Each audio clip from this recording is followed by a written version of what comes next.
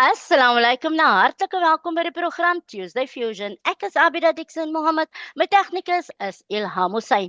En as jy met ons wil gesels, stuur vir my jou WhatsApp daar. Laat ek net gou kyk of ek hy WhatsApp nommer reg het daar man. Ons die WhatsApp nommer hier by ons is 068 102 4094. Ek gee hom vir jou in Engels as jy nie Afrikaans verstaan nie. So is 068 102 4094. Daar is ons WhatsApp nommer as jy met my of Ilham wil gesels. Ilham sal kyk wat sy kan doen in die agterskerm, want sy het al die goeders daar. Ek doen net al die geselswerk. Ek doen nie al die werk daar nie. So ek los dit maar vir haar. Maar ek het julle mos gesê ek gaan met 'n man gesels wat 'n mens sommer baie lekker kan laat lag. En dit is niemand anders nie as Stuart Taylor. Goeiemôre meneer Stuart Taylor. Hoe gaan dit? Goed, dankie Abida, hoe gaan met jou? Ag nee, wat soos ek sê, tussen die bome en die bas man. Stuart, ek wil nou 'n bietjie weet wat gebeur hierdie naweek by die Baxter Theater met jou program, maar voor ons gou daar gaan, wil ek hê jy moet vir ons mense 'n bietjie vertel wie is Stuart Taylor en allerlei tipe van goeters. So as ek die eerste vraagie mag vra, waar was Stuart Taylor gebore en waar het hy groot geword? Ek was by Lotus River Day Hospital gebore. And I grew up in Grassy Park. Ek het groot geraak daar in 5de Laan in Grassy Park. Skool geloop in Wynberg, St. Augustine's Primary en toe Wynberg Senior Secondary. So ek was maar nou tussenaan in die suidelike voorstede rondgerit so in my youth days. Ek moet sê van Grassy Park na Wynberg toe is mos 'n stretch, né? It's a quick jog. As jy die taxi geld het, dan moet jy maar stap, hoor. En sê gou vir my, wat se tipe kind was Stuart nou op skool, laerskool en hoërskool? Baie skaam. Could not say 2 words. Ja, nee, ek was glad nie hy soort van performer tipe kind nie. I was a very shy little boy, always clung to my mom's skirt, couldn't say 2 words. En toe ontdek ek 'n plek in Lansdowne, die College of Magic. Okay. And I went to a place called the College of Magic when I started high school, and it really teaches you the magic of self-esteem. Wow. To find your voice, to become a performer. And I did that all through high school. And when I matriculated, I finished the college and I went off to varsity. Ek het op Stellenbosch geswat. And was doing magic tricks. En na 'n ruk, toe ek so by die einde van my graad kom, toe ontdek ek daar's eintlik 'n groep komediante in die Kaap. And they were doing shows every week and I started performing with them. And that's where the comedy career began. Maar het jy toe nou daai tyd was jy mos nou jonk. Het jy toe nou eintlik geweet wat is 'n komediant? Nee, glad nie. Luister man, when we got to the end of our College of Magic career, en ek praat nou it's mense soos Riyad Moosa en Conrad Koch. Yeah. Ons drie. We watched an American, I think we were all very much inspired by the same person. We watched an American comedian an American magician by the name of Tom Ogden. He came to South Africa, he performed over here, he was at the Magic Convention. And his magic was great, but his performance just leaned on the comedy. It was just about making people laugh. Okay. And for the three of us, 3 boys who were 16, 17 years old, we were like, this is incredible. This is how you entertain people, as opposed to the David Copperfield style of everything is serious and music and drama. The comedy really appealed to us. And the 3 of us then started performing our magic in that way, where you get a volunteer up on stage, jy doen maar nou miskien 'n card trick, maar jy doen nou maar 'n paar comedy lines and so on and so forth. And then fast forward, once we were sort of in it for about a year, myself and Riyad were still very much doing magic. Yeah. Much earlier into our careers, Riyad kind of dropped the magic and he said, nah, full-time comedy. En het vir my 'n bietjie langer gevat, miskien nog 'n ekstra jaar van card tricks en so aan. toe raak nou nie meer lus om by elke gig 'n sakkie saam te dra nie. En I thought, no, I'm gonna start doing this without the cartridge. Nou sê gou vir my, wat was die sakkie voor? Ag man, nou met jou 'n stukkie tou of 'n pakkie kaarte of wat ook al, with whatever props you're using on stage. Okay, okay, I see. Maar kyk eens, sover ek weet ek Riyad is 'n dokter en dan 'n komediant. So wat is jy? Ja. Net 'n komediant. Ja, nee, luister, daai graad wat ek gevang het is maar 'n bietjie useless hoor as 'n BSc graad in zoologie en dierefisiologie. So hy's dit gebruik ek nooit nie. O, Here. Maar nou kyk jy Stuart, sê gou vir my, ek is seker nou, daar is miskien nog tye wat alles goed gaan. Maar nou kom maar miskien 'n aand wat jy grappies maak en dan is daar mense wat jy lag nie. Hoe hanteer jy nou daai? You know, I've been at it for a while. I mean, it's been like 20 odd years. So jy het altyd daai backup material wat nou altyd werk, verstaan? Okay. I also you get better at reading a room. Jy weet jy stap op you get up on stage and you weet, okay, dit is nou my set list. Ek gaan jy weet dit en dit doen. And then you start and you go they're not actually interested in it. So I've got enough of a Rolodex of material to go, o nee, ons gaan haal maar nou iets anders uit. Jy weet, soms doen jy nou 'n show vir sê nou as by getroude mense. Ja. In die verhoog. En dan you can go, okay, just jokes about marriage.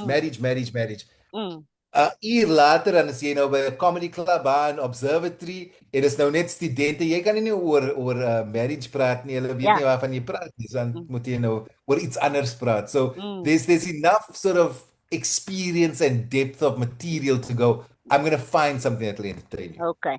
Nou sê gou vir my, jy's nou al so jare nou in hierdie besigheid. Is daar baie keer nog altyd waar jy sukkel om nou content bymekaar te kry of weet jy presies wat om te doen? Man, dit hang af. When I'm doing a show, like this show I'm doing at the Backstage, it's very much a written show. It's got a beginning, middle, and end. It's got a story arc. The show is the show. It's been polished. It's been developed. Dis nou al jare en 'n half wat ek daai show doen en dit werk. Jy weet, we can shoot it, we can put it on TV, the show works. En as ek klaar is daarmee, dan gaan ek altyd terug comedy clubs toe en ek you know, they say, how do you eat the elephant one bite at a time? So dan vat ek nou 'n nuwe 5 minute, probeer maar eers met daai you stuur op sort of panel beat and polish that 5 minutes, then you put it on the back burner. Dan bring jy nou nog 'n konsep en jy speel nou 'n bietjie daarmee. So I think writing is it's like a muscle. It's like the more you do it, the better you get at it. It's they say, I heard this great analogy of a great writer who had 2 drawers, and one was great material and one was terrible, horrible material. And his aim was to write horrible material. And he'd write it every day. He would sit and write. And occasionally out of that horrible, he'd go, oh, this is great. And he'd put it over there. And he'd just keep writing horrible. Oh, this is great. And he'd put it over there. But you just got to get through all the horrible. And suddenly you look at the end of the month, you go, wow, I've got a whole book of great over here. But that wasn't the goal. The goal was just to write. The goal is to create. And then you go, this is very good. This is great. That doesn't really work, or it needs more work. So that's how I approach the comedy. It's just go put things out there and you'll feel it. You go, it's in my head. I've got it, but I'm not getting it across. I'll put it on the back burner. Maybe I'll come back to it in a year's time. So there's books on my shelf over here of ideas and material, and some of it you try once, you go, it didn't work. 3 years later, the context changes for the political landscape, and you go, oh wow, now suddenly it works. But then 6 months later, it doesn't work anymore. So it's just about constantly changing. I can imagine. Ek het geen idee wat om te doen om mense te laat lag nie. Ek doen maar net my eie malkheid as ek maar kan of wat ook al. Maar ek tel maar my doekie af vir julle wat nou al die goeders kan doen en so aan. Stuart, sê gou vir my, skryf jy alles self of is daar dalk ook iemand wat vir jou skryf? Yes, when it comes to the shows, I write it myself. It's I used to work. I've worked with many directors over the past couple of years, and they've always influenced me and helped me through the process. People like Alan Committee have directed me, Brian Palmer, even Rob van Vieren. Maar die een persoon wat vir wie ek baie krediet moet gee is Heinrich Reisenhofer.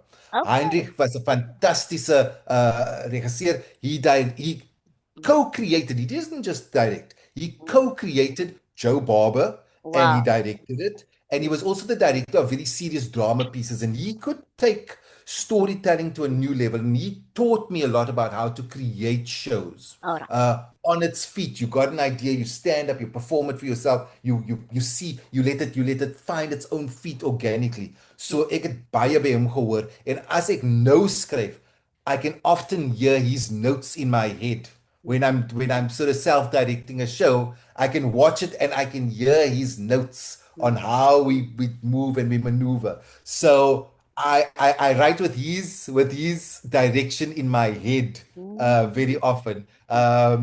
But having said that, you know what is the beauty of this South African comedy industry? Man, ons is so 'n tight-knit groep.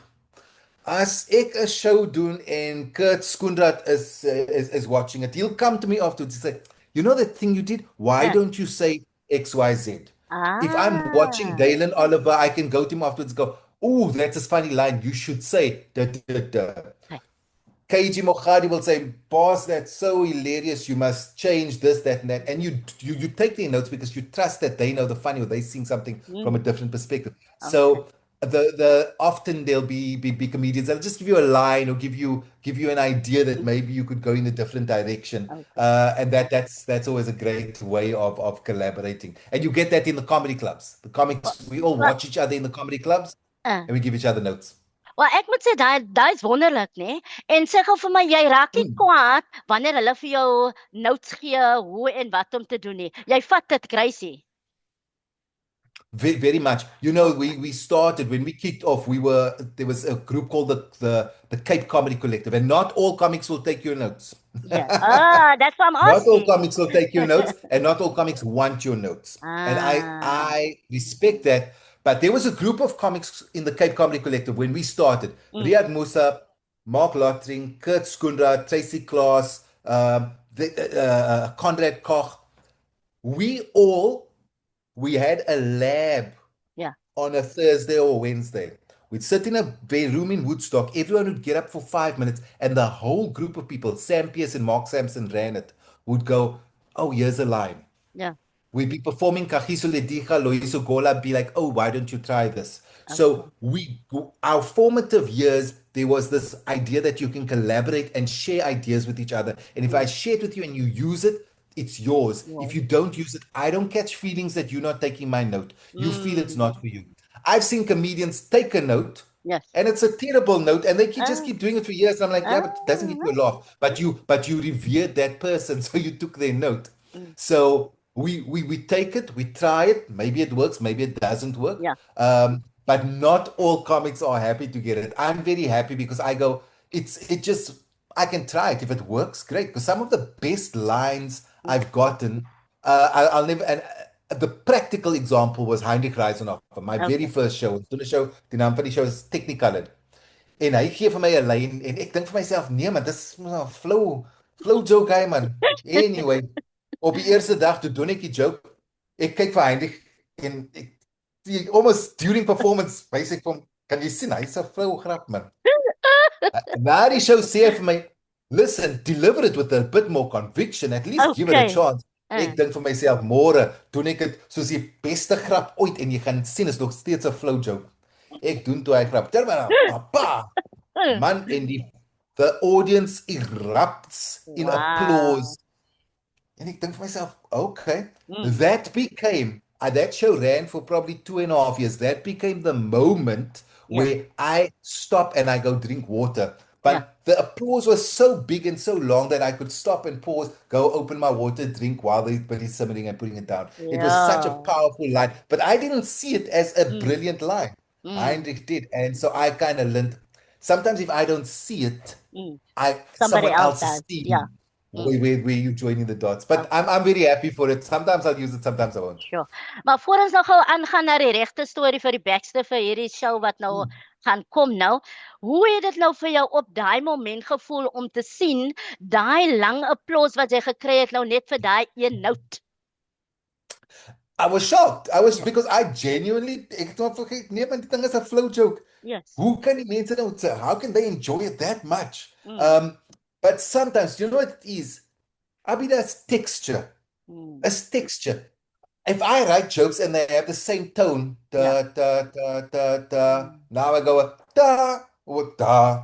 Mm. The texture changes. It makes the audience feel like it's not a repetitive thing. Yes. That now that joke is left off center. It's something that you wouldn't expect to come out of my mind. That surprise can be quite a delightful thing for the audience. So that's why I think collaboration for me is always key. There's always value in listening to someone else's opinion. Amazing, amazing.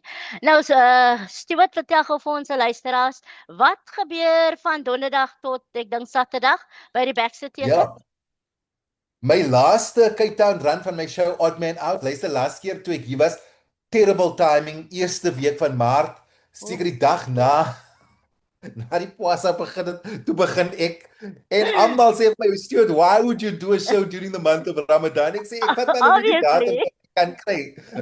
So shame. All my Muslim friends and family was like, no, we can't come to the show, my guy. It's during the month of Ramadan. I get that completely. En ons het die Baxter gesoebat vir dates en toe kry ons nou die 3 dae, 4 shows. So donderdag aand, Vrydag aand, Saterdag aand en Saterdag laatmiddag ook 4 shows. Die naam van die show is Odd Man Out. Dit is so it's just a funny night vir almal. For Amal Abida. It's not, there's no swearing, there's no politics, there's no religion. It's just funny material that maak nie saak. You can be married, single, parent, no kids, living in the burbs, living on the flats. It doesn't matter. The show is just a funny exploration of what it's like to live in this world where sometimes you feel like you don't quite fit in. En ek dink almal voel 'n bietjie asof hulle nou nie 100% inpas nie. So that's what it is. It deals with that, and at the end of the day, a sort of triumphant story of living your own truth and standing up for as standing out as opposed to fitting in, which is what most people want to do. So this it's a show I'm very proud of. It's won a number of awards. Nice. And it's at the Baxter. And as I said, it's the last run in Cape Town, and then it's off to Joburg for the last run, and then we retire the show and we move on to the next one. So this week, Thursday, Friday, Saturday, Baxter Theatre, 8 uur elke aand. Donderdag is amper vol. Daar is nog baie kaartjies vir Vrydag, Saterdag aand.